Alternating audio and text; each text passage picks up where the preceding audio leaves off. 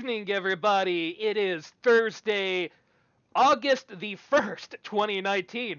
Thought it is say July. It is not July. I don't know if you know this or not. And welcome to Mr. Video Game Live Super Show Podcast Talk Time Thingy with Friends. Brought to you by Dead Sun Entertainment. Everybody clap your hands and say yeah. Welcome back to the show. Of course, I'm Slacker Kite. Run the show every week here. It's kind of my thing, but of course, we would be nobody without the people along with me for this ride. She prefers to set her Ninja Mixer on Frappe. It's Lindsay, aka Lady Merwin. Hello. And a good evening to you. As well, Bethesda pays him to play on Bethesda.net, and he still doesn't play their games. It's Brian, aka Wonderboy. Can I just raise my hands without clapping, or can I say yeah without raising them, or just do one thing at a time? It's too hot. It's too hot to do multiple things at one time. Why is it 90 degrees in Portland right now? This is fucking stupid. I left Atlanta to get away from this. Because boomers. This is dumb. This is all dumb. I blame Bethesda. That's right. I need a Bethesda.net login to get into the Weather Channel to change my shit to 75, and I can't remember my fucking Bethesda.net login. Legit, I can't. I don't even know. I can't. It's gone. It's escaped my brain, and I refuse to make a new one just so I can play browser Diablo. Well, all right. Bullshit. Well, that was a hell of a rant. It's gonna be a fun day, everyone. I see you're a little warm today. Oh, A little hot under I'm a the tiny collar. bit hot-headed. I don't blame you. I'm just going to blame the boomers. Yeah. Anyway, I'm sitting here in the shortest shorts that I own, trying to stay somewhat chilly.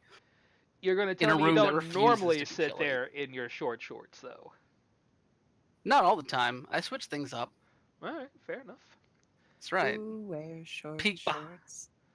I wear short shorts. I seen it. It's the truth. Yes. But anyway, of course, gaming and shenanigans have been had over the last week. I'll just go ahead and start it off. I've been playing a little bit of Smash Brothers because they came out with the new hero, and he's a crazy little asshole. His swordplay is fairly basic, your basic melee buttons, swing your sword left, right, down, up, all that basic bullshit. It's the fact that if you're watching the stream, you can see he has a little mana meter, a little MP gauge, and all of his attacks require that mana meter. You can charge your attack, so your side attack is like a little lightning thing, and it becomes a huge, big old swooshy doodad, or you can charge your fireball with your base attack, you can charge your up dash, all of that good time fun stuff. But the real weirdness comes when you hit down B and you get yourself a little meter that shows a little card. It's the basic JRPG menu, and you get your 4 random spells that you can cast out of your basic 20. You may not even have enough MP to cast them, depending upon how often you've casted as them. But you've got a random listing, and you've got to look down and gauge which one do I need to use right now. It may be a boost. You may heal yourself. It may be a kamikaze that explodes literally everyone on the screen. It is weird bullshit. I can see why a lot of the tournament fighters kind of hate this character because he is randomness incarnate. But also, if you're a casual gamer, he is fun as shit. I mean, honestly, if it feels like I totally understand why pro players would look at this character and be like this dude should not be allowed in tournament play at all. At the same time, though, I don't know. It's Smash has always been like a fighting game that presents a very simple artifice, but has like all this depth underneath it that you don't really need to tap into to have fun with the game. So introducing a character that just kind of like builds another system on top of that additionally, it feels like needless in a lot of ways, but also like the perfect addition. Because like it's very easy whenever you have a character that looks like this. The first thing I thought when I saw Hero was, oh, another Marth. It's just another. It's like the joke with all the Fire Emblem characters in this game. They all play the same, Hmm. and so being able to distinguish Hero from that crew in this way is like I think it's very important, and they chose a pretty imaginative way to do it. Oh, I definitely agree, and I think it's super fun. But then again, I am literally never going to play Smash Brothers on any tournament level or anything. I'm here to play it for fun with my friends, and on that level, I think it's a perfect addition for that little dash of what the fuck.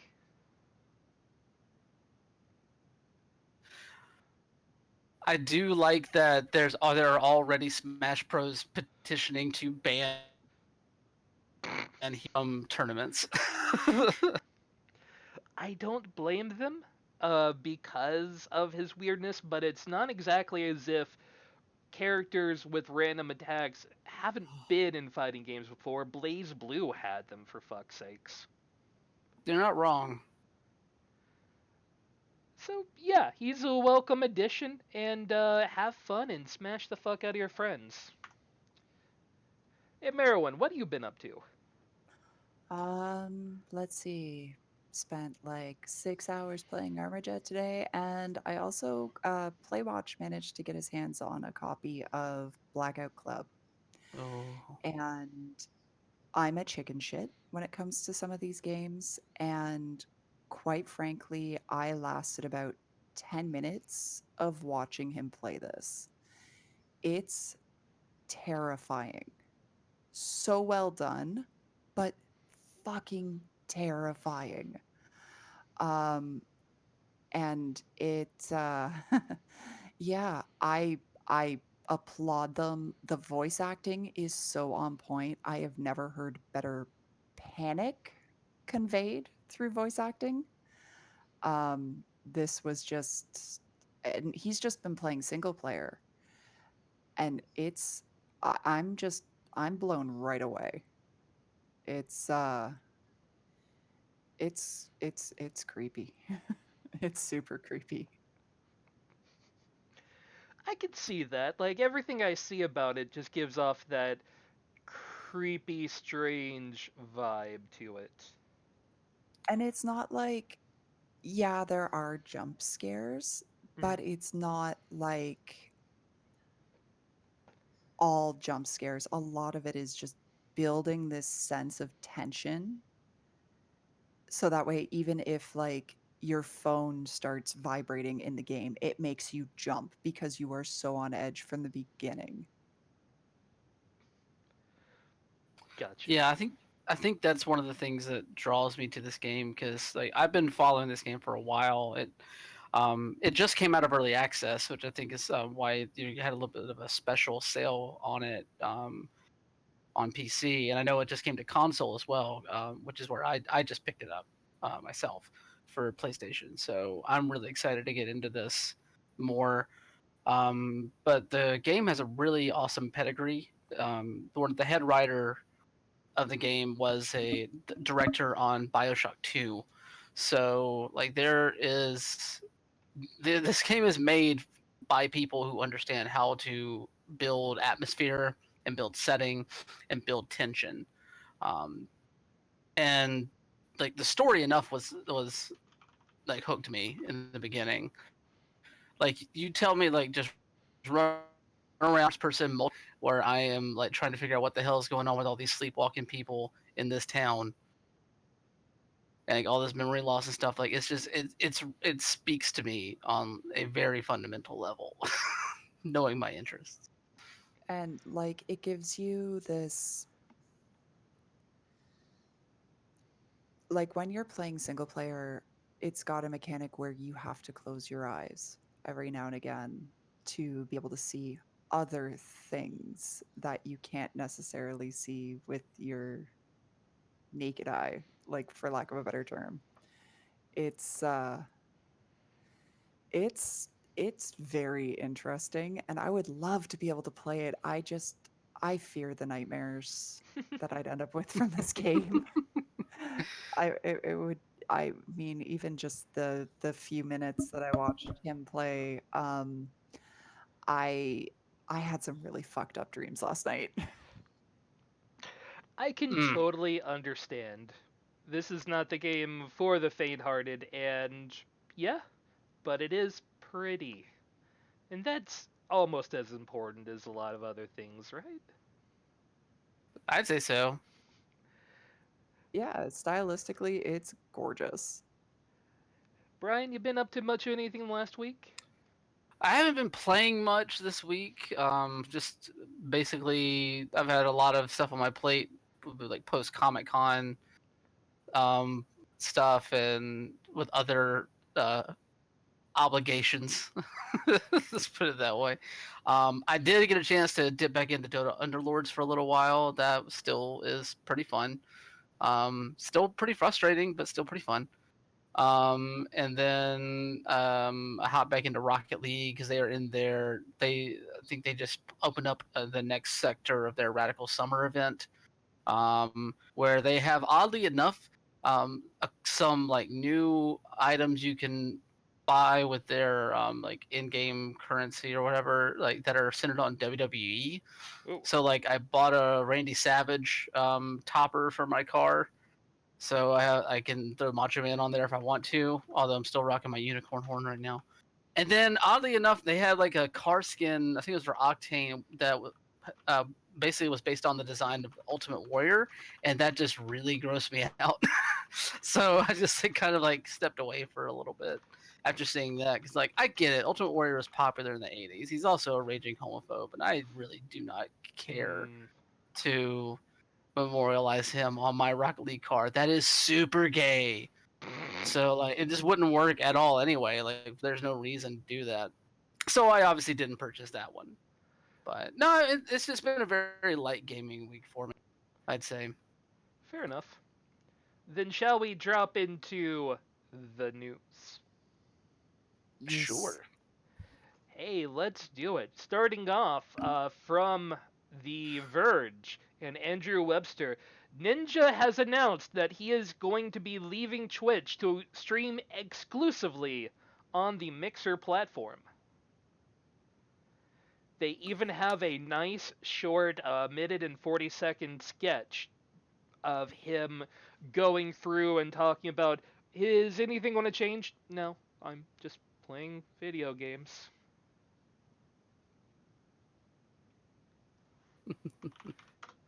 Apparently, like an hour after the news dropped, Ninja lost his verified checkmark on Twitch as well. So Oh, I know it takes a bit to leave a partnership mhm. with Twitch, but it's kind of interesting that they've gone this fast on it. Yeah, considering how slow Twitch moves to do other things. From what I've read, he actually had asked them directly to drop him basically as a verified partner. So it was kind of a, hey, he's a big guy, he asked for this directly, so let's get it. And it may have been in works for a while. They may have known this is coming for, you know, week or so.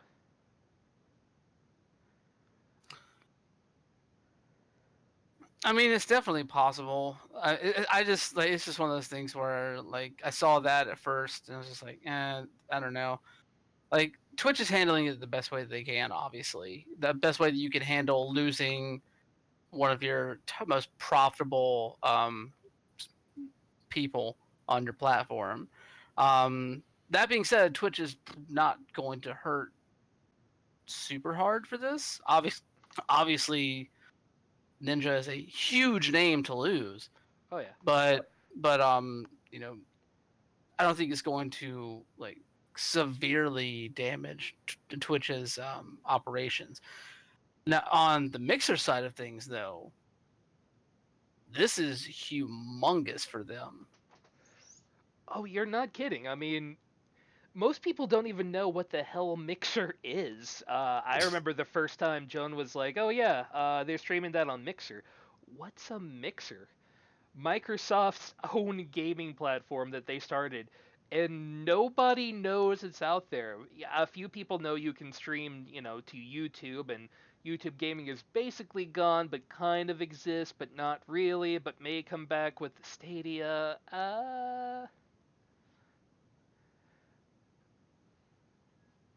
My big question with this um, is Ninja going to have to start from the ground Oh hell no. and work his way up when he signs on to Mixer, or are they going to keep him like automatically throw him into verified status or partnership status?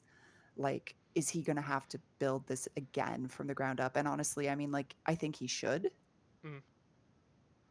He should have to rebuild his community over there. But at the same time, I mean, they're going to have to be really careful with this because where they're going to end up setting a precedent, because if other major streamers end up moving from Twitch to Mixer, and then you see them have to work their way up, and if Ninja was just given the full verified status immediately, like, what will that do? Well, he signed specifically an exclusivity contract directly with Mixer. So he's going in with a huge whopping paycheck. Obviously, we won't get to know what those numbers are, but he's wandering in with Microsoft money under his belt from this. So he's going to keep streaming Fortnite primarily, from what he said. He doesn't plan to change up what games he is playing there, but he'll just be playing it there. Yeah, I mean, basically, it would not surprise me if like if he does like bypass a lot of the levels that you have to work through to get to a verified status. I'm not even sure what Mixer's levels are, honestly. And I think that says something about the viability or the relevance of Mixer before today in a lot of ways. Really, the only time I've ever loaded up Mixer was to watch Xbox's own proprietary streams. Um, so yeah.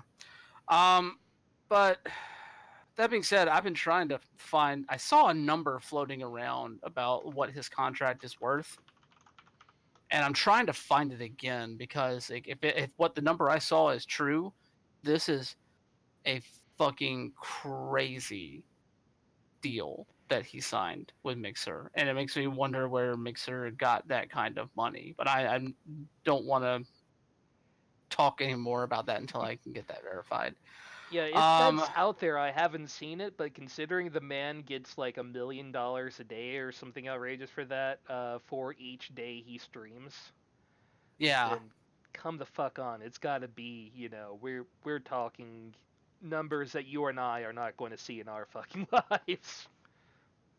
no, I'll keep looking for that real quick. But while I'm doing that though, no, like this puts Mixer on the map immediately. I don't know if you're going to see that much of an exodus from Twitch. I think more so a lot of people are going to stay on Twitch because now there's a spot at the top to be had. There's much more. There are many more pieces of the pie to be grabbed by a lot of people. Whenever you have a dude who is pulling in the type of viewer and subscriber numbers that he was on that platform, I think that's one way to look at it. It's not going to be a 1-to-1, you know, equal trade there, but still, like him being gone from Twitch does open up more possibilities for other streamers to advance on that platform. That being said, I really hope that Mixer understands that Ninja, with all the good that comes with him, Ninja does still have some problems Oh yeah. with the way that he handles his himself during streams and some of his streaming practices. I know that he's gotten better about some of that stuff over the years. I don't remember hearing someone talk about him dropping an N bomb on stream for a while now, which is great. Hmm. I haven't heard like obviously he was famous for saying that he wouldn't stream with with women, which is I'm hopefully he has doubled back on that because that's a really dumb um, policy to hold yourself to. But you know, really, Ninja is Fortnite, and while Fortnite is still king, he's going to bring in the money and bring in the kind of clout that Mixer wants. And this could be the thing that actually keeps Mixer from kind of falling by the wayside even further. This could be the thing that puts them on the map in a lot of ways. But at the same time, you can't put all of those eggs in one basket with him. You have to hope that Ninja cultivates um, a community around him that brings in top tier streamers and makes people think that Mixer is a top tier streaming platform. Hmm. Obviously Mixer has the tech to be one. They like you can it's hard to argue with Microsoft tech in general when it comes to the gaming sphere, you know. But they're not perceived as one because they do not have the kind of people that bring in viewers like Ninja. But now that they do, this is the first step, and they just have to wait and see if they can capitalize on this. Yeah, and as you said before, you're not going to see the big names on Twitch leaving Twitch for that because now there's room at the top. But what I think you're going to see are some of the middle tier people, the people that aren't really getting enough out of it yet, but are just on that cusp of being able to stream just for a living, eyeballing Twitch Mixer now, and like, he can only stream so many hours, and maybe I can pick up some of his leavings after he goes at the end of the day. So I could see them picking up something out of this. I think seeing like mid-range streamers moving to Mixer is going to very much depend on what kind of monetization split there is. Because I know with Twitch, your subscriptions, when you're an affiliate, it's 50-50. Any admin fees are paid by the streamer. When you're a partner, it's still 50-50, and any admin fees are paid by Twitch. So if Mixer can offer better options, like an 80-20 split in favor of the streamer, I mean, even a 60-40, you'll see a lot more people moving over. I know the ad rate is better on Mixer for those sorts of things, but I don't really know what the numbers are for if there even is a subscription tier. Honestly, I'm sure there is, but I don't have the details on that myself directly. That's one of Okay, those so hoping Brian has it. sorry, I was reading something real quick. Give me the last little bit. What you said? Do you know what the numbers are for how much you make off of Mixer? Is it like a 50-50? Do you get a split on subscriptions? I know the advertising rates are better on Mixer, but I don't know about, say, like subscriptions or things along those lines, or if there even is a equivalent. Let's see. I'm double checking here. Da-da-da. Subscriptions. Let's see. PayPal and Stripe charge us.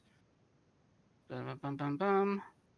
So basically, for subscriptions, streamers are looking at roughly 552 per sub. Huh. That's per sub, and then there's a sub split that you have to do, so that will equal your sub payout.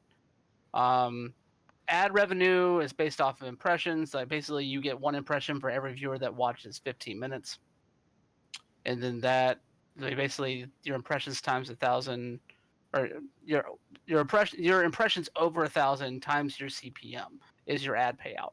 So I mean, the numbers are like they seem comparable to Twitch in some ways. I would say that Twitch might still be the better like revenue option here. I don't know. Maybe Lens can speak to that Well, somewhat. Twitch, it depends on the type of sub because, like, naturally you have the three tiers, which are 4.99, 9.99, and 24.99. But it's also like if somebody gifts a sub, it's a different revenue. If somebody's subscribing with Twitch Prime, it's a different revenue. So, like on your 4.99 subs, let me just pull up my channel quickly and I'll see if I can do a bit of quick math. Just give me a moment. Bleh. Sorry for getting a random advertisement in there while I was trying to look up something in there. No worries. You would think this information would be easier to find, and I am not a fact hunt finder, since especially as we are not actually, even on the bottom tier yet, and we still need 5 more followers. All right, so I can give you the number that I've seen not say thrown around, but I've seen reported, and it was apparently reported by ESPN. From what I saw, Hmm. let me double check and make sure that though. Sorry, I don't want to throw a number around that is completely and utterly ridiculous based off of what I'm seeing, and just and not properly cite that. Gotcha. Yeah. Okay. In the meantime, so when we're looking at uh, Twitch Prime, or we'll start with basic paid subs. Hmm. So those translate into $2.08 per 4.99 sub for the streamer. Gifted subs translate into $2.60 per 4.99 subscription. Twitch Prime subs translate to $2.50 for the streamer. Hmm. So it's all divided up, and your bits are literally a penny a piece. So when Hmm. people cheer with bits, the streamer gets 1 cent per bit.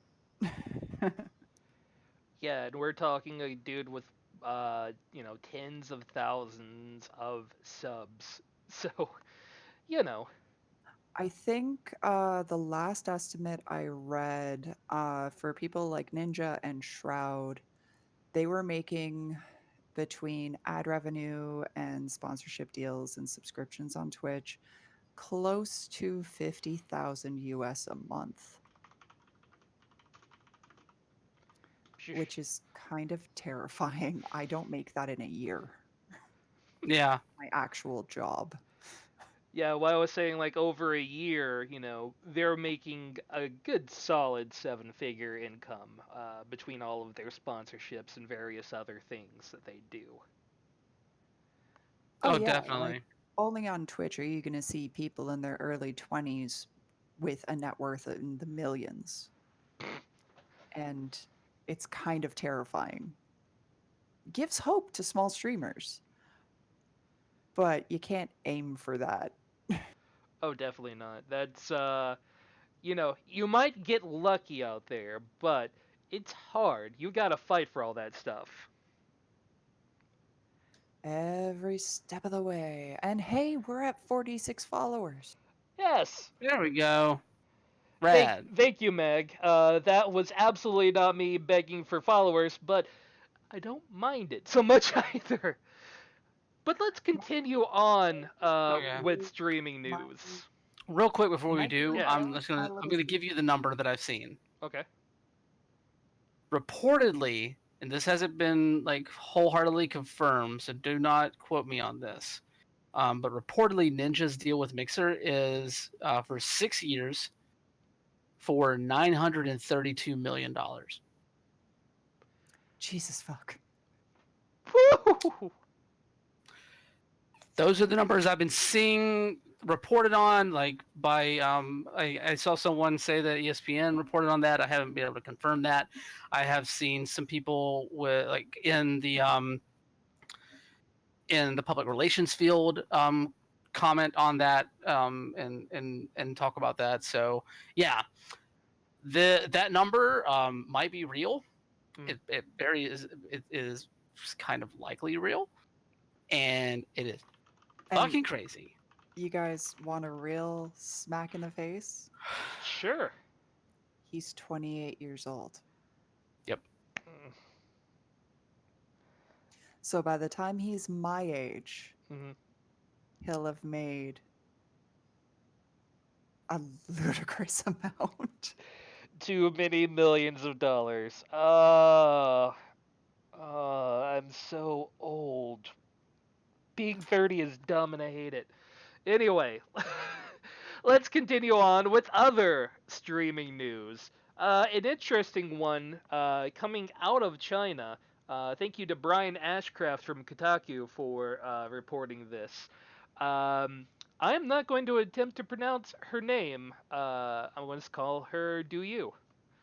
Um, Anyway, Lady Do You here has been streaming on the Chinese live streaming platform. That's Do You is actually the name of that streaming platform.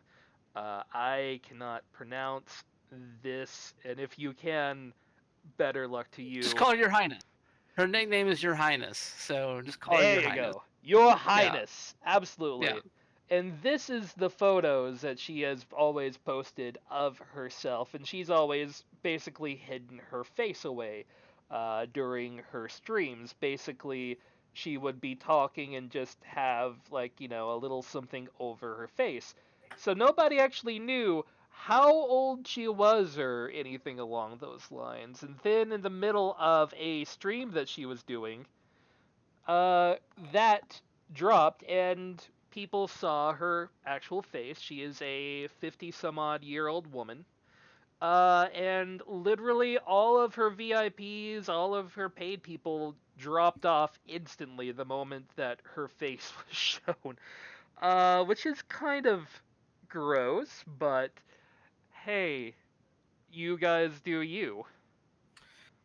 To be fair, she was the whole thing around her, like not showing her face, was that she was basically calling for donations from people that would equate to 100,000 won, Mm-hmm.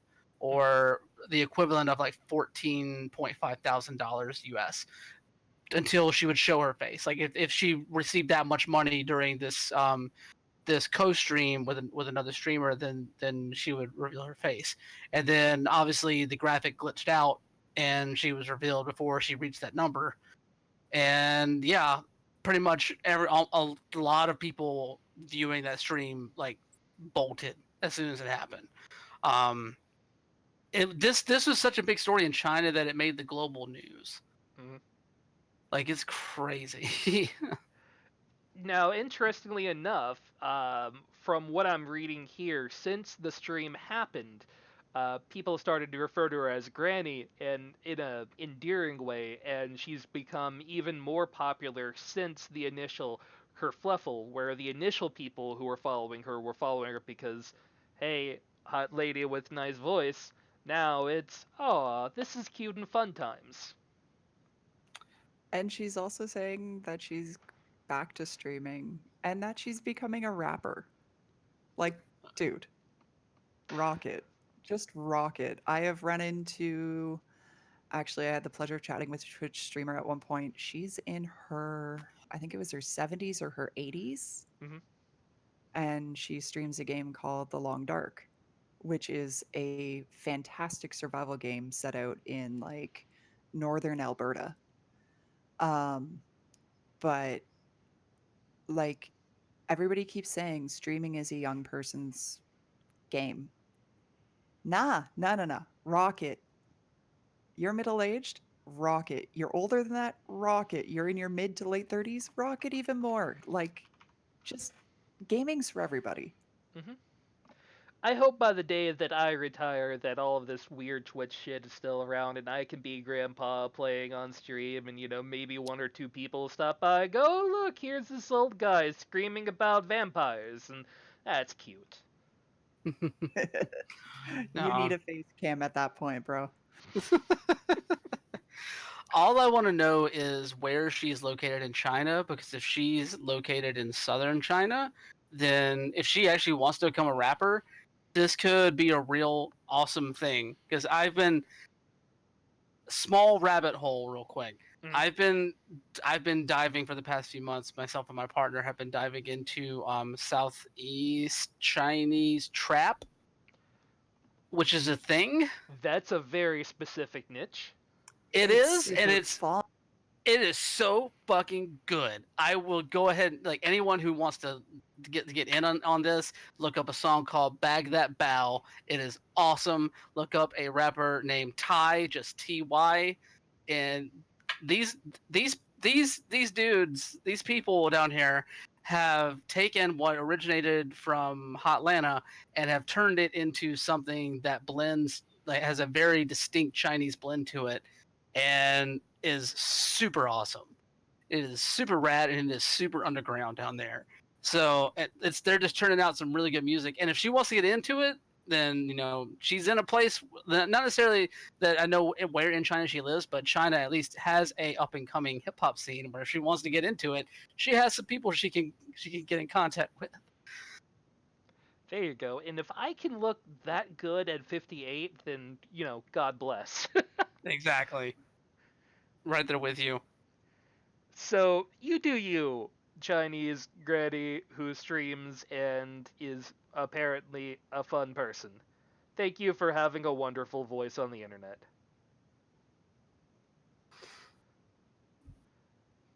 But back to our side of the woods, we've got some kind of interesting bands coming to us from Polygon. Anna Diaz reporting that Twitch streamers are getting banned for having a Hitler skin on while playing Minecraft. When did the dude from Delocated get shitty? I don't know, but why would you have a Hitler skin in your Minecraft?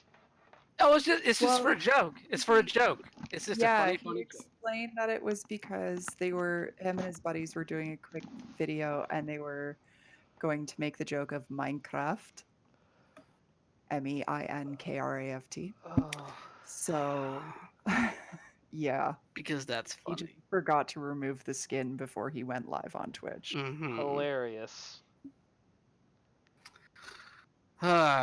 Yeah, so now Anomaly has a 30-day ban. And apparently he issued an apology on Twitter, but the apology was basically read like he was sorry that he got caught with it, as opposed to being sorry that he had it in the first place. And I think this speaks to what Lindsay was saying about like him basically explaining it away as being part of a joke stream that he was going to do later on or something like that. But he's basically trying to fight the ban because he thinks that 30 days is too much for what amounted to what he said less than 2 seconds on screen. Was the time frame of how long the skin was on the screen, which I'm sorry, it doesn't matter how long it's there, and it violates Twitch's guidelines. So You done goofed. Pay the yeah, price. Simple. exactly. You're an adult. Yeah, We think he's under a congratulations. mask. This could be a whole Your Highness situation all over again. There you go. He just streams somewhere else and, pulls in that money for 30 days and then comes back, it was me all along, and then gets banned forever.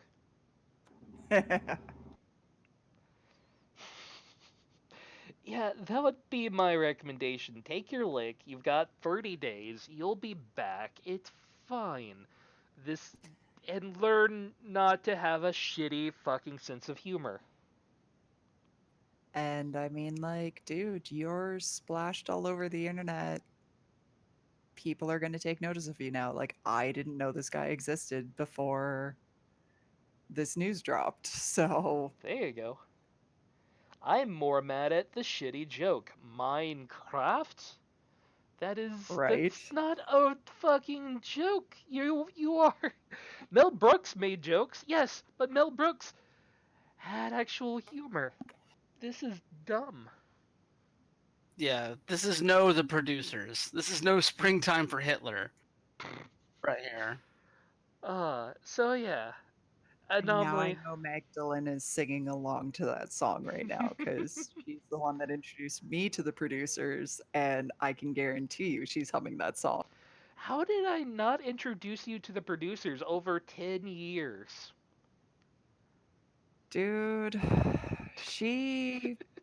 Okay, before I started this job, Mm. Magdalene was my Broadway nerd. Now Ah, I'm the Broadway nerd. So she she she was my Broadway goddess. good job. Oh, sorry, musical theater nerd. I have to get that right. I've been called out. Uh-oh. Beef. Oh, we just spent the last 6.5 hours beating each other senseless in Armajet, so There you go. But hey, let's hit up the last of our weird fucking Twitch things going on. Yeah, this is for some reason I actually pulled this up twice. Anyway, Twitch has handed out 24-hour suspensions for several Twitch streamers that decided to stream last night's Democratic debates due to the fact that CNN owns the copyright to those claims or to those debates, and decided to actually use measures against that so that they would be the only ones showing the debate. Yeah, um, from what I gathered, at least one of the affected streamers basically said that they thought that they were perfectly fine in doing so because of fair use laws. Because they weren't just streaming it to stream it; they were streaming it and they were commenting on it and talking over it, which is technically like criticism is protected under fair use. Mm. So, in you would think that that would have been perfectly fine and there wouldn't have been an issue here, but you know that doesn't necessarily mean that you're not going to be like hit for anything legally and you're not going to have to try and defend yourself, which costs money. Also, like these suspensions, like they hit your channel or have the potential to hit your Twitch channel with a permanent strike, which of course 3 strikes and you are permabanned. So people don't necessarily and want to fuck around with this shit. if you're not a partner and you end up with a strike, good luck becoming a partner. Mm-hmm. Mm. But looking at the numbers of followers that the three big ones that got hit have, they're very likely partners because they have follower counts in like 395,000, 433,000, 121,000. So it's pretty guaranteed that they're partners at this point, but yeah. And Trihex did speak with The Verge for this article and basically said, like, he understands why he got hit, and he also understands why he's not going to fight it. I think his quote was like, "What can I do? I'm going to scrounge up some like $25,000, rent a lawyer, and get completely destroyed before I even enter the courtroom." Yeah, and obviously the man doesn't blame Twitch, but really, it does seem kind of shitty. It's a public debate.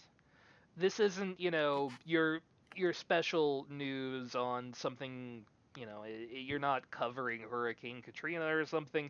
This is specifically the primary debate, which people should be able to see, right?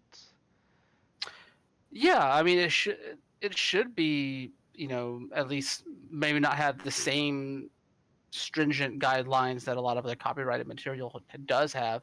I think that because let's put it this way, Twitch wasn't the only platform, and these people were not the only people who were informed by CNN to stop using our stuff Mm. in this whole situation. I know the dudes over at Pod Save America, they were using the CNN feed for the first day of the Democratic debates, and before the second day, they were hit with the cease and desist.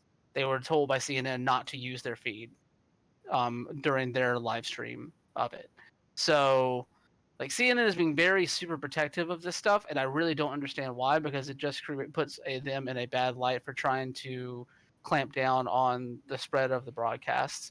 Whenever I feel like a lot of this stuff should, like you said before, Travis, a lot of this stuff should be available to as much of the public as possible, without fear of being hit with lawsuits for trying to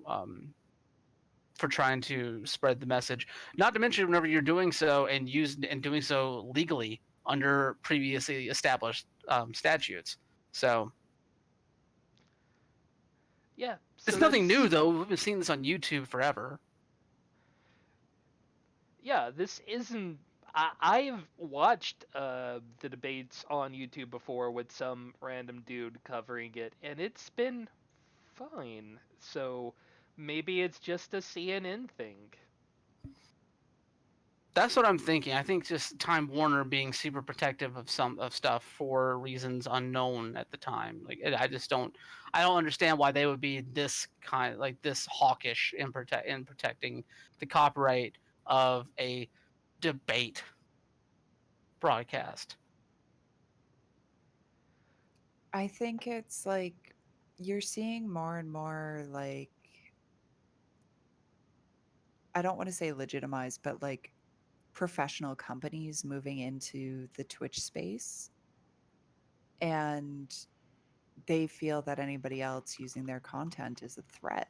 Like, because they're entering something that's still relatively unknown to them that they're not necessarily designed to use. And so if CNN was streaming it on Twitch and then a bunch of other people were simulcasting, then yeah, they're going to lose their shit.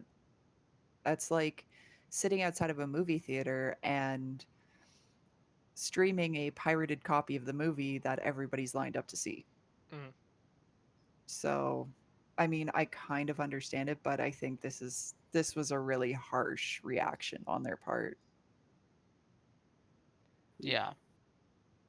Like I can see that for any other copyrighted material, you want to try and protect your stuff, but like it's a presidential debate. Like this is information that the majority of the public should be able to hear. It should be out on like any platform that you want it to be out on. At the end, but like this is just Time Warner protecting the bottom line on something that like just does not equate to the same value morally, I think, as other products. Like if you wanted, if they were streaming Anderson Cooper and they wanted to hit them for that, like I get it, I Mm. get that wholeheartedly. That's a proprietary show to your channel that you do not want people using that footage, those images, in a way that you can't control.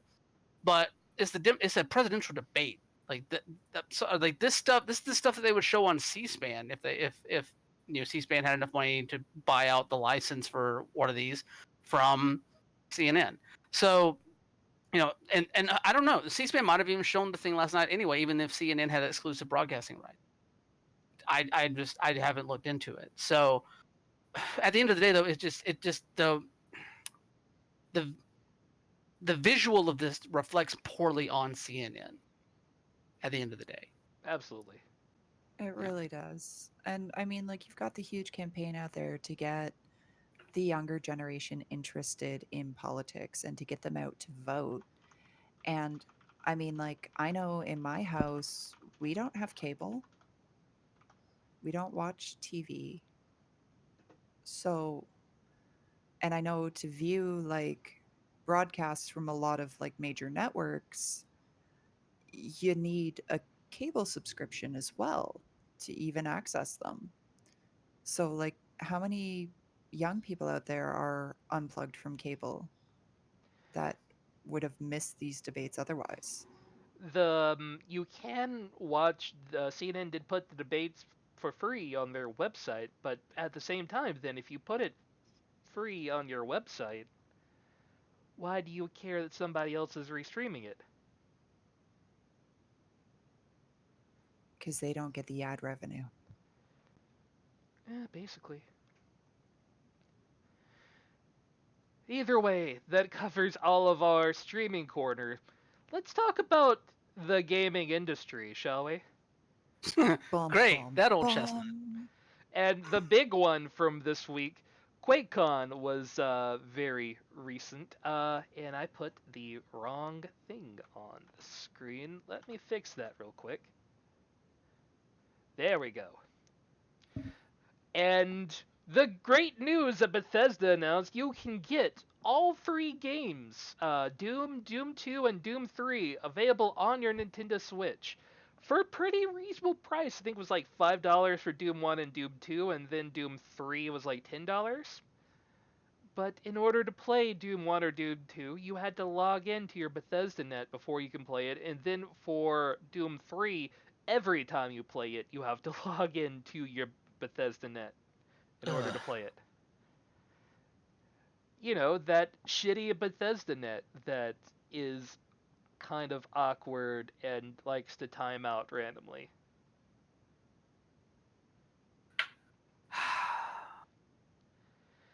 Why It's can't like with Bethesda get anything right? I don't know. There's no explanation as to why they screwed up something as simple as releasing these these old games.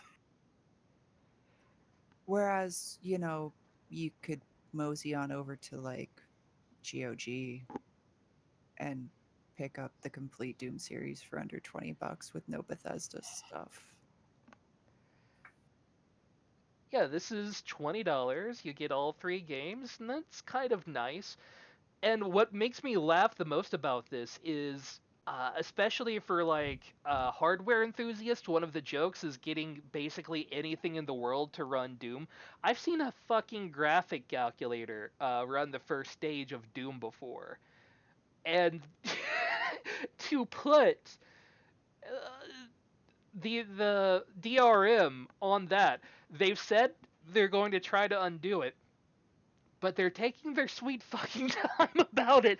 And why put it in the first place? What does this bring net value to you other than leaderboard things, maybe? Yeah. Like honestly, the only thing I can think of is that they wanted to look at the statistics, like like user data for like people playing the game, or very similar to what they did with Fallout 76. They want to force their players to like sign up with Bethesda.net. They want to boost those numbers, and so like requiring login on all of these titles is a pretty easy practice to get those numbers boosted up. It doesn't make it good. It doesn't make it efficient or like a solid business practice, but like I understand why they did it, but that doesn't mean that the way that they rolled this out was any better. Like it was just all around just mucked up. And I'm glad that they reversed course on this and they said they're going to take it out. But that Bethesda was not. This was not going to be a quick fix. But nothing with Bethesda is ever a quick fix. I mean, think about how long it took them to rectify the canvas bag situation, right? Yeah. Look at how long it's taking them to rectify Fallout 76, period. Yeah, But I mean, like, the appeal of these games, and it's something that I wholeheartedly agree with, is Doom was supposed to be a game that, oh, hey, you've got your laptop, you've got it installed, and you're in a place with no internet. Cool. Jump on, play Doom, waste an hour. Mm. You can't do that. And it's kind of bullshit. Yeah, no other platform requires it for Doom. You've got PS4, Xbox, iOS, Android. You can buy Doom on all of those platforms. No problems, except here on the Switch. Hell, I think even if you buy it through Steam, like, you don't necessarily need to be connected to the internet to play it, because I've got Doom 2 through Steam. So there you go. Bethesda, please do something right. Anything right. I would love for you to be the harbinger of good things you used to be. I would love to talk good things about you, but you keep fucking it up. I even thought it was real cool when I heard this was announced. Doom was the first game I had on my PlayStation. I know, why not on PC? I couldn't afford a fucking PC, but I got this on PlayStation. It was fairly cheap, and I played the shit out of it. I'd like to give it a go again. It's a good way to relieve some stress. Yeah, fuck Like, off. I remember playing this on my parents' old gateway computer back in the day before we had internet and you had to launch it through DOS. Oof. I try not to think about the olden days, the before times. When I had to learn C commands. Well, I still have to know them, but that's, a job.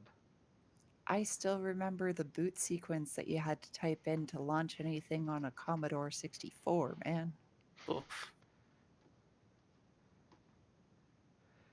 Well, speaking of bullshit, from the Wall Street Journal, Sony is warning that the PlayStation price will rise if the US expands China tariffs. Now, all of the companies have already talked about this to a degree. They even sent a letter in joint effort that, hey, this is going to raise coverage. But they've put out official statements and items on this at this point, and of course, you need to log in to actually see the full article. Cool. It's okay. I perused a good amount of this. Basically, from the numbers I've seen that Sony stated to the trade commissioners, the trade commission's office, um, was basically saying that um, if these tariffs go into place, these additional tariffs on $300 billion of Chinese goods, then basically it would threaten upwards of 200,000 jobs, Mm. and that it could force Sony to pass along an extra 800 some odd $1,000 in additional um, charges onto the consumer, meaning that consoles will go up in price. Anything Sony made will go up in price. That being said, I think it's kind of shitty that Sony's first course of action is to pass that along to the consumers, considering that the PlayStation 4 just hit $100 million units sold, becoming the fastest console to do so. Mm. Um, and I also think it would be really shitty for them to do that, considering that um, PlayStation 5 is on the way, and because of that, PlayStation 4 units, the sales of PlayStation 4 units have gone down in the past year. They've kind of slowed a little bit. So I really don't know if you were going to make up that sort of money by raising the prices on your PlayStation 4 in its last year of being the only console that you have on the market. Especially if the numbers that we saw with the PS5 pre-orders, which we're going to get to later, Mm. stay where they're at. Like this just screams like a large corporation that is not willing to eat the kind of money that they might need to eat to not remain consumer friendly in this market. And, Nintendo already addressed some of these issues by moving parts of their manufacturing operations out of China already. They moved those operations to other Southeast Asian countries. Um, and I believe Microsoft and Sony. There's been reports saying that both are considering that, although I think both, or at least Sony, I think, has denied that so far. Um, so there are other options here. Obviously, it's going to hurt their bottom line if this stuff goes into practice. I mean, it's going to hurt pretty much everyone's bottom line if these go into practice, because our president does not understand how to negotiate trade deals because he's a big old baby. So yeah, like this is a real situation that could have real repercussions in the video game market, and I think that Sony being so quick to pass that along to the consumer is a rather shitty move. Oh, I definitely agree on that, and I feel in some ways they're using it as a bit of political leverage of their own, right? Like, hey, we'll piss off the gamers, and that's a frightening demographic to piss off in regards to anything. Well, that's the thing, though. It's like you have a good crop of the gaming community that wants to that I would. I mean, that's let me rephrase that. There are parts of the gaming community that are very much pro Trump. Mm-hmm. They are very shitty circles to wander around in, but they're there. So, like, I don't necessarily know if there's going to be a ton of backlash from the gaming community necessarily. Also, I think it's been pretty plainly made that the Trump administration does not give a fuck about the video game marketplace. I mean, the only time they've really even cared about the video game marketplace is brought in those executives and people from the ESA to have a meeting about video game violence after the Parkland shooting. Mm-hmm. And that meeting was basically just a dog and pony show meant for them to say, like, oh, look, we did something about a straw man that we debunked a decade ago at this point, longer than that. So, like, the Trump administration has no interest in anything that Sony or Microsoft or Nintendo has to say to them, right? Nah. So it's fucking mood as shit, basically. Yeah. You know what? Fair. Fair. Well played, Sony, on fucking it up. Speaking of delightful fuck ups, coming to us from GameIndustry.biz and Hayden Tyler. Originally a report from TaxWatch UK. Supposedly, Rockstar, originating out of the UK, has not paid corporate taxes in 10 years. In the UK, at least.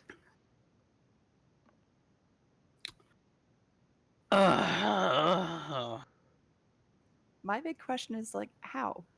How did they like I mean, bravo for gaming the system, but like how did they manage like are there not checks and balances for shit like this?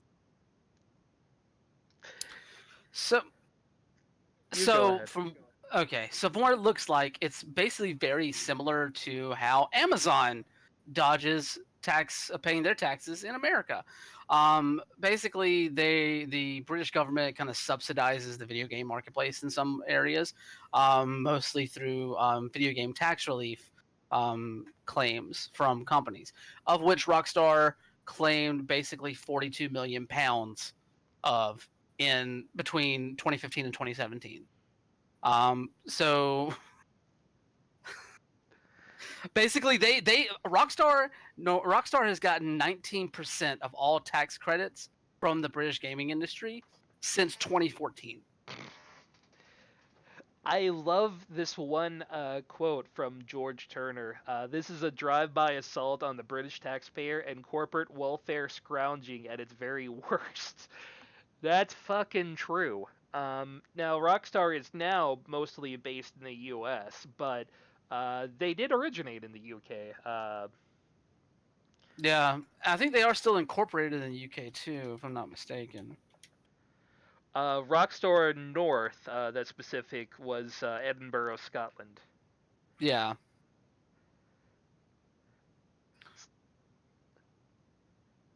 yeah, no surprise there.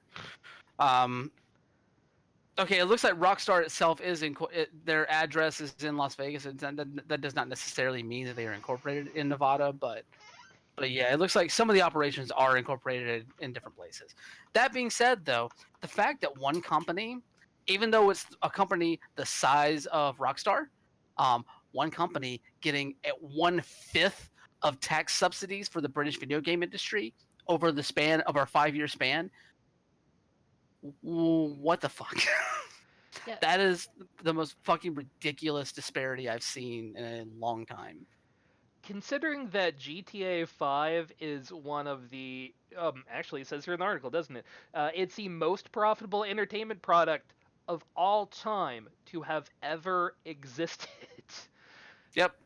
Oh, thank you for the follow, Danny, and that gets us 3 away. Yay! Anyway, Push to affiliate. 3 more. anyway, yeah. And what the fuck do they need uh, tax revenue from the United Kingdom? Why do they need relief when they are making money hand over fucking fist with their online products, especially now they've got the fucking casino in there?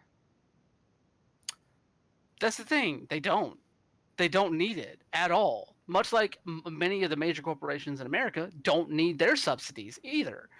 You know, much like any major city that builds a sports stadium does not need to like basically subsidize that money from the taxpayers at the local level either.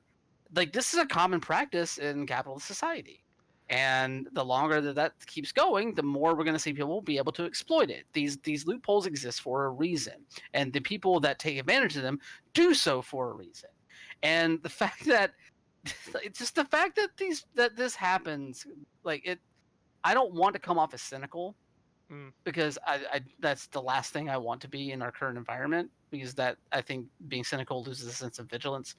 But um, this has been going on for so long that it is just par for the course at this point. You know, I mentioned Amazon before. Like we're talking about a company with $1 billion in revenue that didn't pay anything in taxes over the past, not just this year, in like the past like 5 years, I think, or close to it. So like this is just another gross oversight within these tax benefit systems that really needs to be addressed. And I'm glad that someone's finally bringing Rockstar to the table on this. You know, But we're giving jobs to the community. I don't care. You're taking money from the government and you're not putting anything back into it. You can create all the jobs you want. Guess what? A lot of those jobs, you make them work, you overwork them to the bone, to the point where they aren't the same when they come out of your studio.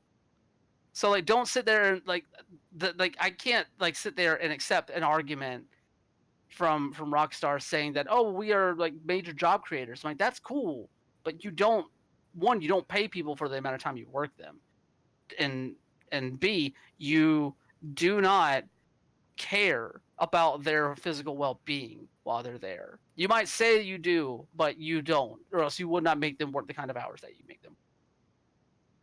Correct. So basically, get fucked, I believe, is the overall response. It comes down to eat the rich. Fucking get my ketchup. Frank's red hot because we put that shit on everything. Boom, boom. And another story we've been following up for a while, and thank you for Ethan Gotch over at Kotaku. Rick's Fox is still fighting everything tooth and nail, saying that they're trying to engineer a fire sale over the company. Brian, I imagine you have some things to say about this. You don't say. So yes, Rick Fox went on the Richard Lewis show for over at Dexter 2 to I think yesterday, and in the interview basically said like the whole situation surrounding Echo Fox with the LCS with Riot Games, and Amit Zyrada. Let me make sure. No, Amit Rizada. There we go. I don't Rizada. honestly. I shouldn't have cared that I fucked his name up because he doesn't deserve it. But I journalistic integrity. Get it right. Mm. So no, this whole situation is still boiling over. There's still like reports out there of that have been like further substantiated through additional reporting that Echo Fox is putting their LCS slot up for purchase by the Cronky Sports organization for upwards of $30 million. But Rick Fox went on the Richard Lewis show to talk about the situation further and basically accused Rizada of kind of using some fancy, maybe somewhat underhanded business tactics to basically strong arm Echo Fox into basically into either acquiescing to what he wants to do with the company or causing it to have to sort of like sell off parts of it, which is evidenced by the LCS situation that we have right now. He basically, there's a lot of business jargon that went down with this, but basically what this whole thing amounted to was that Fox accused Rizada of basically buying up some debt that Echo Fox had accrued, and then using that debt to strong arm his way back into the company in a sizable to a sizable extent, and that caused that, along with his racial threats, um, caused the rift to widen in a lot of ways. And so now this basically boiled down to a lot of back and forth between Fox and Rizada, who issued a statement after the interview after the interview went live. He actually issued it after the Kotaku article went. Um, basically saying basically just like saying that Rick Fox doesn't know what he's talking about, he that he's lying about everything, that Rick Fox asked him to buy that debt and to continue investing in the company because he couldn't make payroll. Just basically Rizada saying that he's the person who was trying to save Echo Fox and not Rick Fox. He thought that Rick Fox was in over his head, that he didn't know how to run it, and that Rizada was trying to run it like a business. Blah blah blah. All that being said, like, you cannot deny Rizada's past. You cannot deny that what Rizada said. Which he continually denies that he did not threaten Rick Fox's family in an email, which that email clearly shows that he did. Mhm. So I don't know why he's still trying to explain that away in that fashion. But it's just more Echo Fox drama that is honestly potentially could threaten Echo Fox as a company, not just the LCS slot.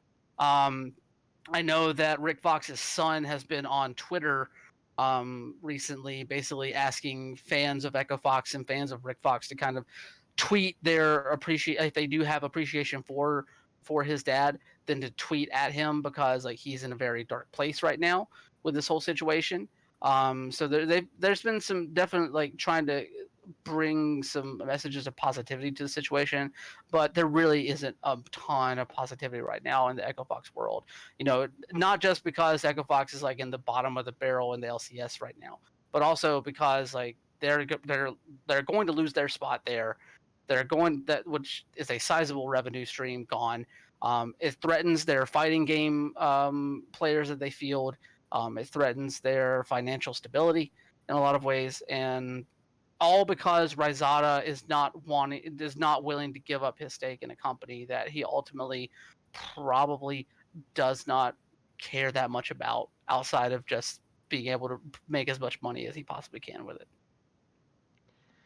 Yeah, it sounds to me like the other people actually care about this company and the well-being, and everything that I have read out of Rizada reads, I, I came here to make money. I put in money, and I want to make money back out of it. The end. Yeah.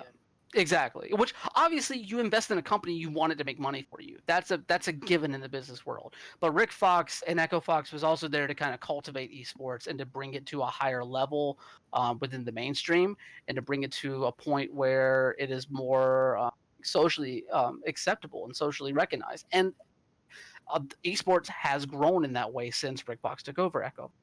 I won't put all of that on his doing, because it's not all his doing, but he had a fairly strong hand in raising the profile of it, just because of where he comes from, being a former NBA champion. So, he automatically gave it legitimacy just by buying Echo. Um, so yeah, like, it's just a question of like where hearts are in this matter, and whether Echo Fox, like, how much longer they might have as a company, because like this situation seriously does threaten the company as a whole right now.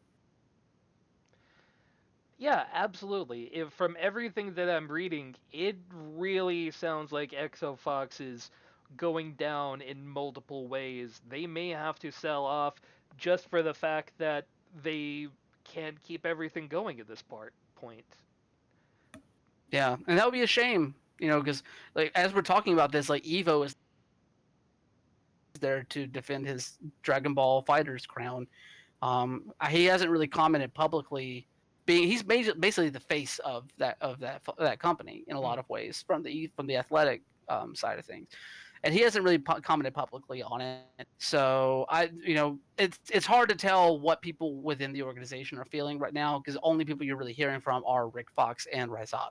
So Yeah, I'm sure they want to stay as far the hell out of this as possible. for right now, yeah, I'd say. But yeah, that's what's going on in the story that we're going to keep following up of the weirdness that is just going on with Echo Fox and the shitty Mr. Izada who wants his money.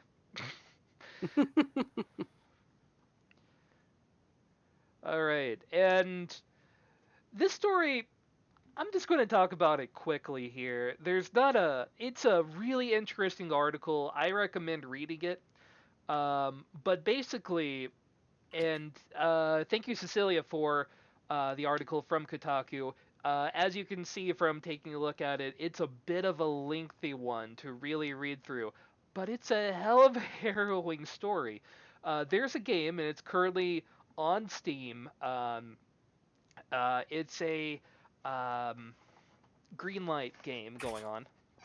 Anyway, the game does physically exist, and two guys had talks with the two developers. They're just two people working on this game to try to make more out of this game and also make money. So they wrote up a contract that is basically, hey, we will pay you for the rights to this and let you keep working on this. And then they hired 12 more people to come on and manage this as a larger project to get this started, and it kind of snowballed from there. None of these people ever got paid. The people never actually paid the original developers. They planned to, according to them, but they never got around to it because their accountant was out of town, and this guy keeps making up the people who own the or the company doesn't even actually exist, I should say. Uh, they have a name, but they haven't actually filed because their accountant was out of town for a while, and when he got back, he found out the paperwork never actually made it. It's a hell of a story of just these people suddenly find out after a month and a half of work that there is literally no company, there is no money, and they don't even actually own the rights to the game that they've had them work on for the last month and a half. Oof. And like there are people in the article saying, like this is my first job in the industry and it's so hard to get into it.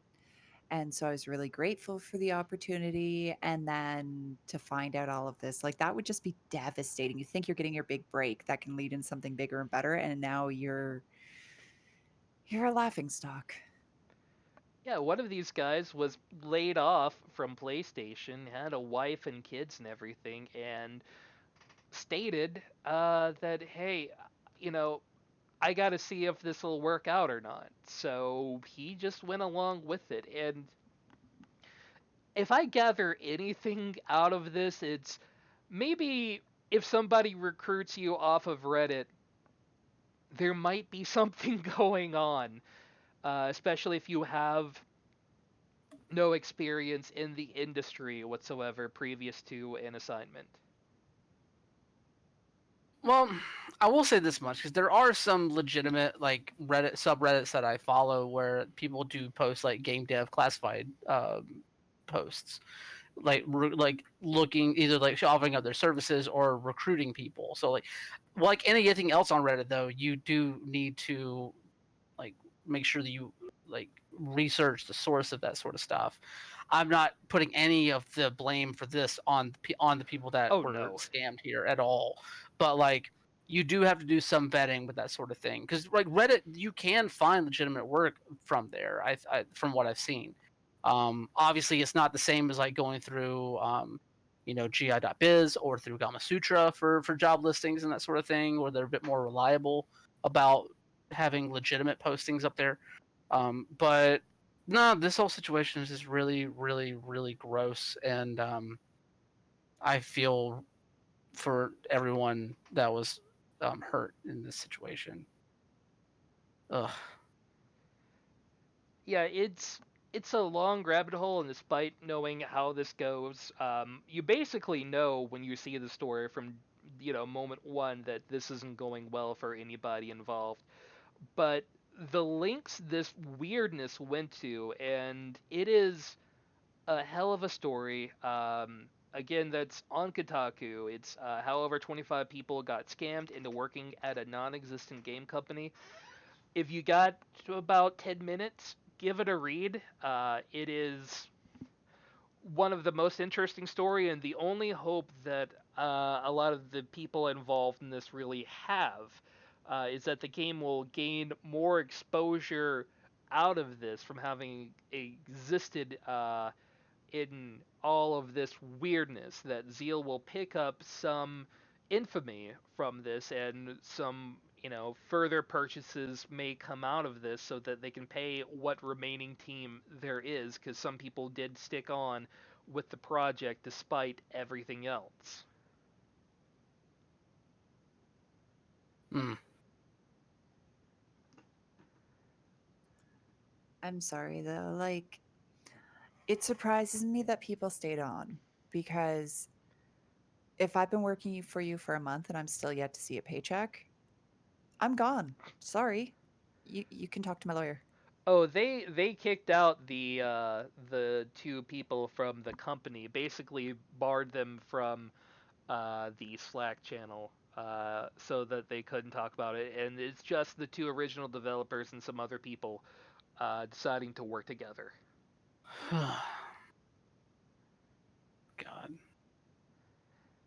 So there you go. And if that interests you, give Zeal a look up on Steam, and maybe it's your type of game. It's a fake PvP sort of game. So if that's your style, right on.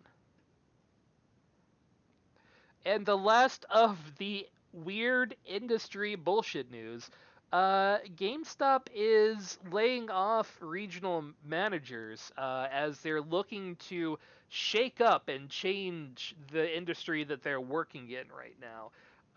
And a whole lot of different changes are coming up, they promise. And one of them is to ditch a whole bunch of their leadership, apparently. Yeah, like this is unsurprising in a lot of ways. It's unfortunate, but it's unsurprising. Um, Basically, an internal email release said that they were laying off a number of man, uh, regional leaders, district leaders, as well as some HR and some loss prevention people. Um, but the thing is, like a lot of these district leaders have been really stretched really thin by the company because they've had to cut down on staffing in a lot of ways. On average, from what a previous employee stated, like a district leader is supposed to, on average, have between like 15 or fewer stores to under their purview at one time. A lot, and according to a former GameStop employee that was quoted in this article, um, a lot of district leaders have 20 plus stores to look after now Mm. because of the cutbacks in staffing to save costs as GameStop continues to fall in value. Um, and then a lot of these moves were meant to open up some revenue channels to make changes to GameStop's overall presentation, which they are a bit behind the times on doing that in a lot of ways. Like they've talked about like rebranding the stores to be more like communal, where people can have like small esports events there, and like places where you can try out games, like have like couches and TVs and stuff in there, stuff like that.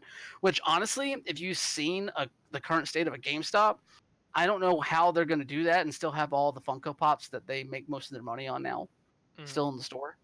But also, and credit back to Cecilia D'Anastasio, who we just talked about with the last Kotaku article. She pointed out on Twitter earlier today, there's no reason to think that GameStop trying to save their business by going into the volatile market that is esports right now, where you are not guaranteed anything, especially whenever you're talking about catering to small scale esports stuff. Like, it is a very questioning business move to make, especially whenever you're laying off this many people in upper management to do so. Oh, definitely. With the people spread out as they already are and everything. Um, but I also imagine something has to be done when your share is sitting at $4.02. You're kind of dropping off. Their stock went below $4 today. It closed at 384. Holy cow. Yeah. So They yeah, really So that's the they thing. they just need to stop flogging the dead horse. They really do. Yeah. I mean, we're talking about them. We're talking about a brick and mortar store that is trying to exist in a world that is moving more and more towards digital sales. Like the article cites this is the first year ever that Sony says that digital sales of games outpaced physical sales for the PlayStation ever this year. So obviously the writing's on the wall in a lot of ways. You're gonna have to do more than just throw some couches into your stores and to figure out how to make your business model work. yeah, absolutely. This is I don't know if we're going to see a GameStop by this time next year, to be honest, from everything that I've seen. They can try to turn this around, but it really does not have a positive name in this industry anymore. No. If I want a physical game, I'm just going to go to Target. I'm not going to stop at a GameStop. It's crowded and obnoxious. Oh yeah, no. And it should also be like a telling sign that the company was up for. Let's remember this: the company was up for sale over the past year, Mm-hmm. and no one touched it. No one wants to buy GameStop because they recognize what GameStop was happening to GameStop. Yeah, and there's no fixing this train right now. I No. don't see it. I know they have a lot of big ideas for it, but none of them really sound like they're going to hit any sort of mark. Yeah. But that basically does it for kind of our weird corporate thing corner. But let's talk about EA for a minute. Via Matthew, the editor in chief over at GameIndustry.biz, while speaking to investors this week, uh, EA basically said that their profile does not fit the Nintendo Switch, and that people will not buy their games on the Switch platform. Could it be because they don't put their games on the Switch platform? I mean, you've got companies like Bethesda putting their back behind the Nintendo Switch, which is doing pretty damn well at the moment in sales. I believe it just hit the 15th best-selling console of all time, which, it's still only 15th, but it's not a bad number to be in after 2 years of existing. And you have The Sims. What more could you think of for a Nintendo product than a fucking casual game like The Sims? Like, I had The Sims 2 on my DS, and I played the hell out of it. I actually played it a lot more than I played Sims 4 on the PC.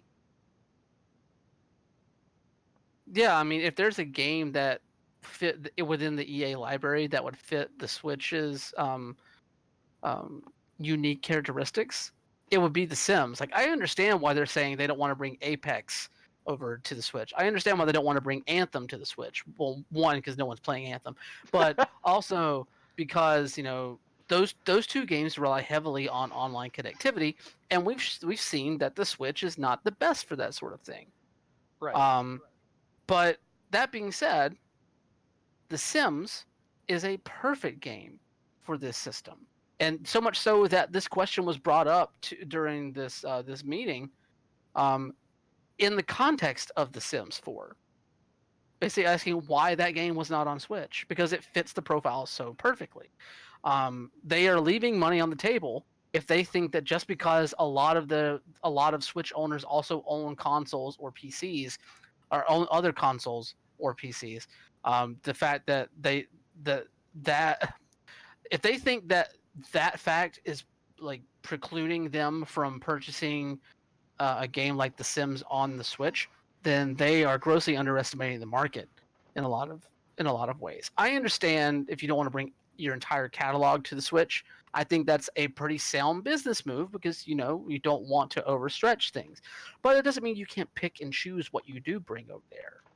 You know, Mm. I think that The Sims could be a boon for them. I mean, granted, it's not going to bring in that FIFA Ultimate Team money, but it's definitely going to bring in it could bring in a good chunk, especially if they keep operating it as a live service like they have been.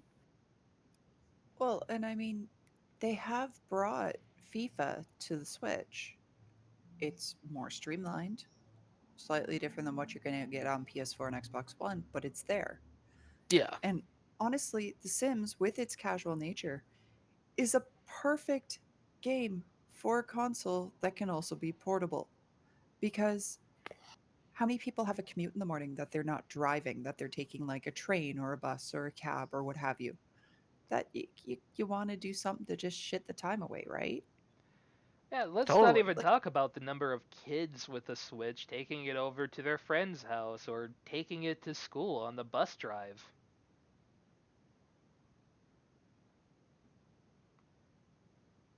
No, you're not wrong. Like they're just leaving money on the table at this point.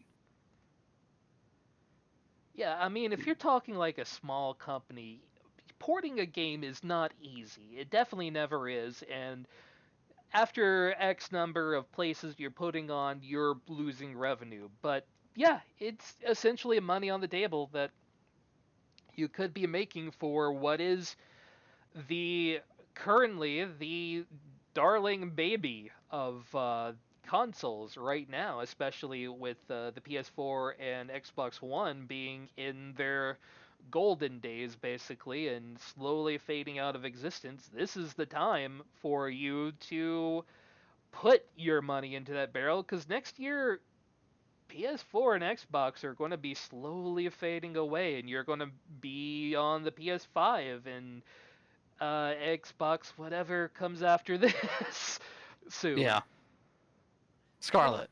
Scarlet, I yeah.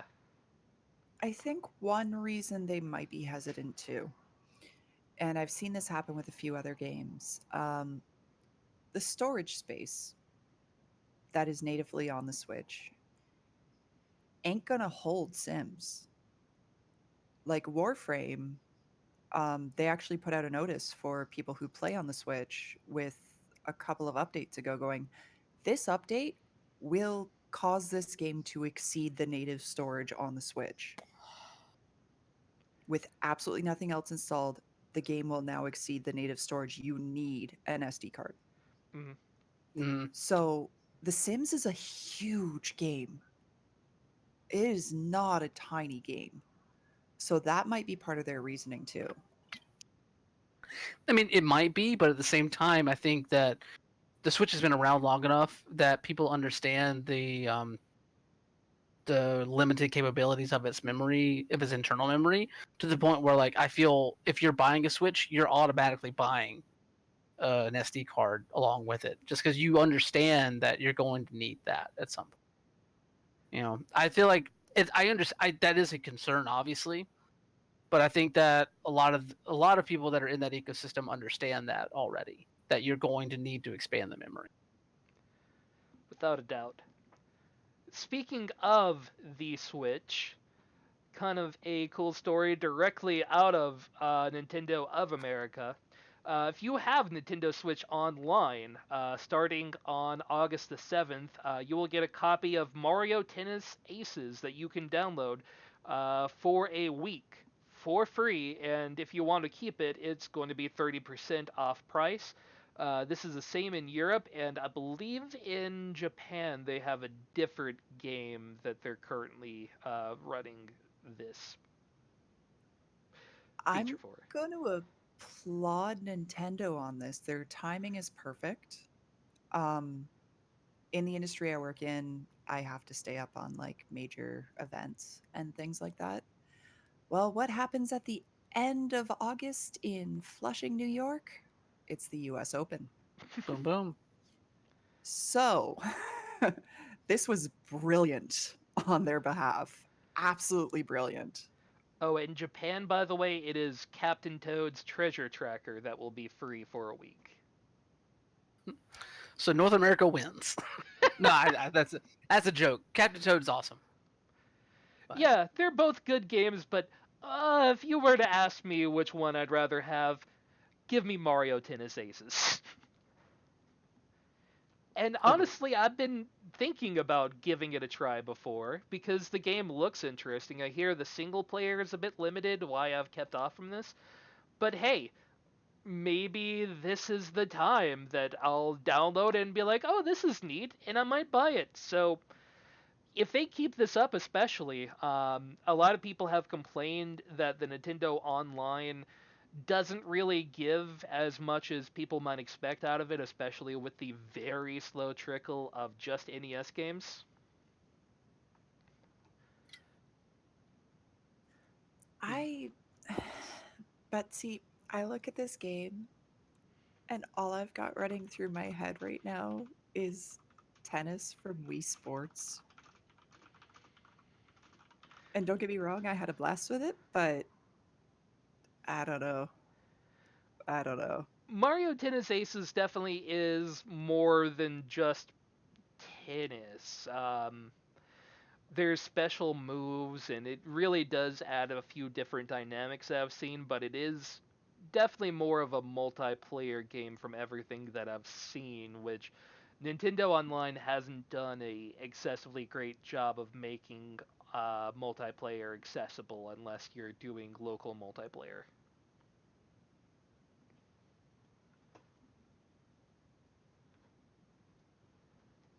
But also on the free train, the original Diablo from good old Blizzard is now available for free on your very own personal web browser.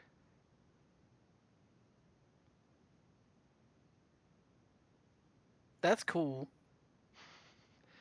Yeah, you point your browser over here, you got a link to download it, and you can run the code from basically anywhere. And it's basically shareware at this point. So, you know, it's a very small step for me to not be angry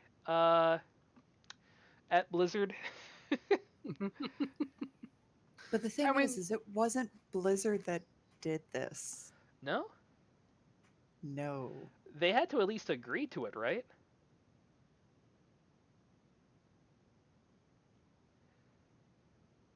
It was done by a small group. Let me just see if I can find.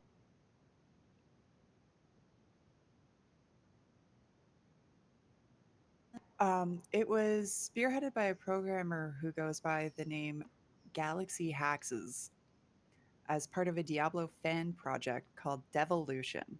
Mm, So what they did was they tried to keep everything as it was originally designed. They basically reconstructed the source code from scratch. damn. Um, and they kept it as it was originally designed with bugs, badly written code in the original game to make it as a base for developers to work with, which makes it easier to update, fix, and port it to other platforms.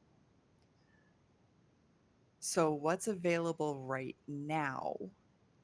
Um, is Diablo Spawn, which is the part of the game that you could play without having the CD inserted.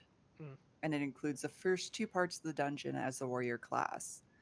But if you have an actual copy of the original Diablo, so like on GOG, it's $10, you can drag and drop the diab.mpq file from the game's installed folder to begin playing that version on the browser instead. Gotcha. I mean, still, Blizzard has to be aware this exists, and even if they're not expressly giving their okay, it's at least have to give their tacit okay, otherwise they would have given a cease and desist order on the quick for this. How long did it take them to shut down the private WoW servers that were running WoW Classic before they actually bothered to do WoW Classic? That's fair. So I take back everything positive I have said tonight about Blizzard. Sorry, darling. I want to like them again. I miss liking Blizzard days. They were a good company. What happened to you? Activision. Yeah. Oh well. Let's bring the mood back up with the last story of the game. A company in Sweden has put the Sony PlayStation 5 up for pre-order for over $1,000 for their pre-order listing of this. That can't be the real price. Oh hell no, this ain't the real price. I am certain of it. They don't know shit.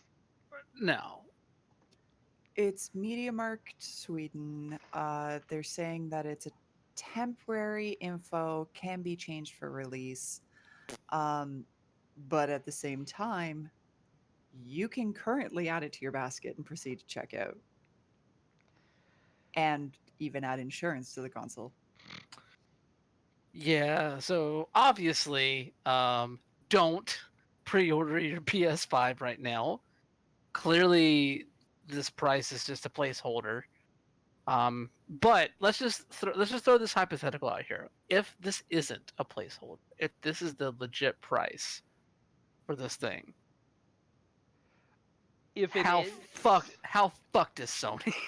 do you remember the bullshit over suicide. $5.99? Oh no, I remember, and like I said, the question's more rhetorical than anything. Obviously, they are dead on arrival if this thing is actually over $1,000 on day one. But, but, this could actually be commentary from Sony about the tariffs. You let these tariffs go through, this is what it's going to cost you. I really hope they're not remotely that stupid. It's. I don't think they have anything. I doubt they have anything. But holy shit, that's a hell. It's a hell of a grift here to just jump in like, hey, nobody else is offering this for pre-order. Well, we'll do it for you. Ugh.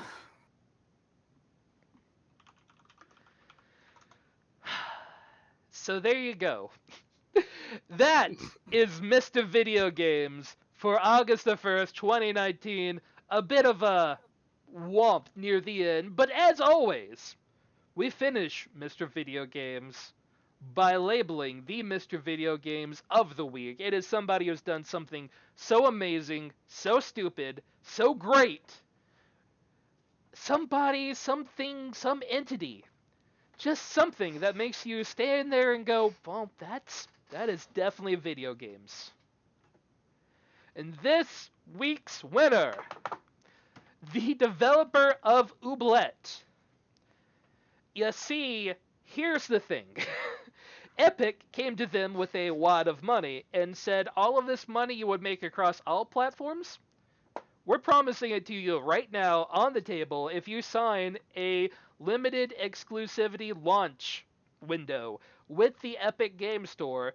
So they are only coming to Epic for the first however long that sign lasts for, and they're extremely happy about this being a very small company, meaning they are able to keep their lights on and keep working for the period of time.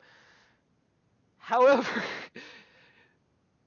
they maybe worded this in not the best of ways here. Depending upon your take on Epic, some of the things they said in this post can be a little bit of a fight. I mean, yeah, I've been reading through it and just I don't know. I don't mind the lightheartedness of. I do like that they like actively address the criticisms that people have been hurling at the Epic Game Store for signing up all these exclusives. My particular favorite is down near the end of the post where they say like, um, I get the appeal of wanting to seek out things to get angry about. Venting anger is cathartic and natural, but let's just have a little perspective about what we decide to get angry about. Look at the things going on around you and ask yourself if there might be anything just a tad more worthwhile to be upset about. Here are just a few suggestions: climate change, human rights abuses, the new Twitter desktop UI, the last season of Game of Thrones. And thank you for them adding that these last two were jokes. Please don't yell at people about them. Yes.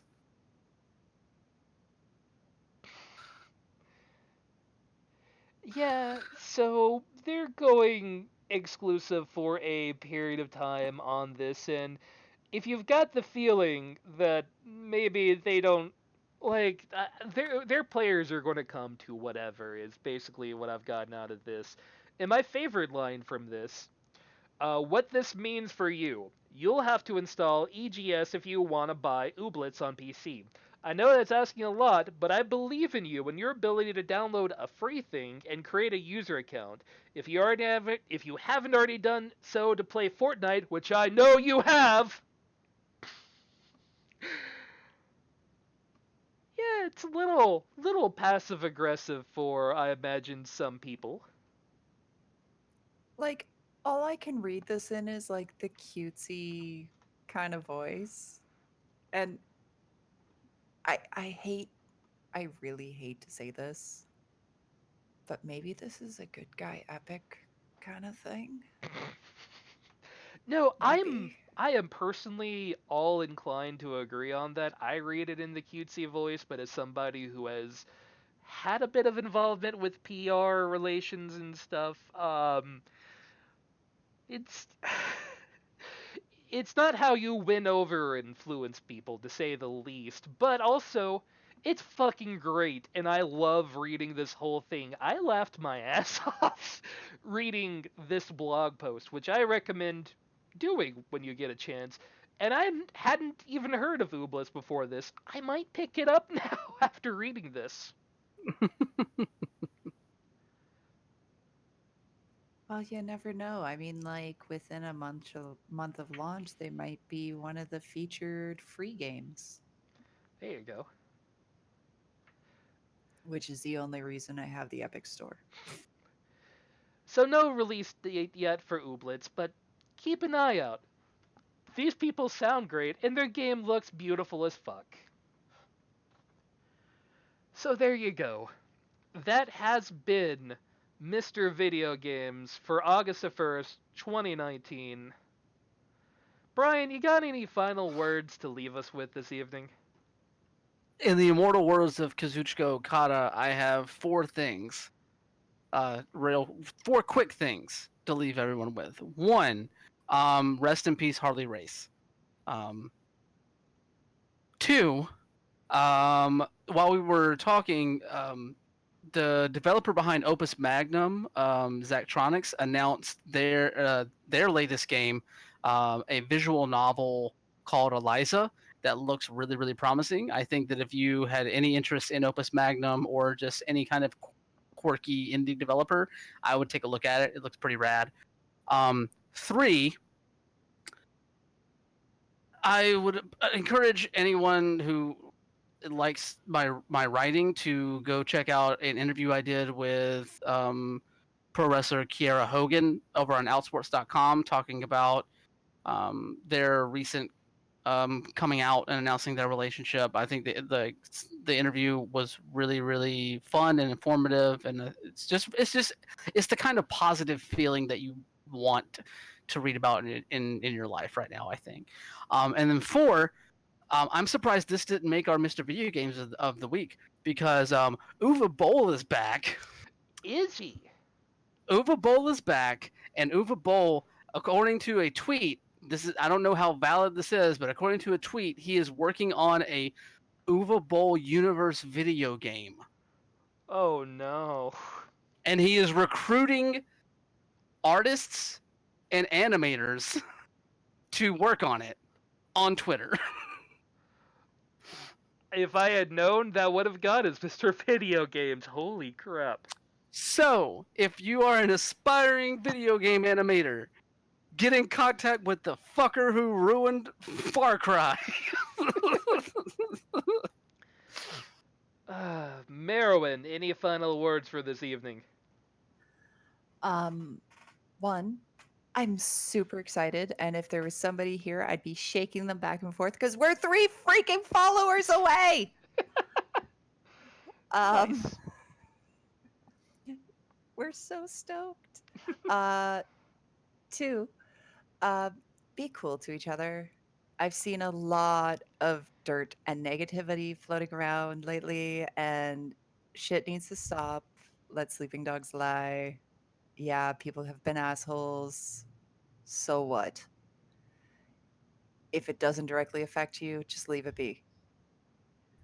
And three, support the small guys. Play indie games.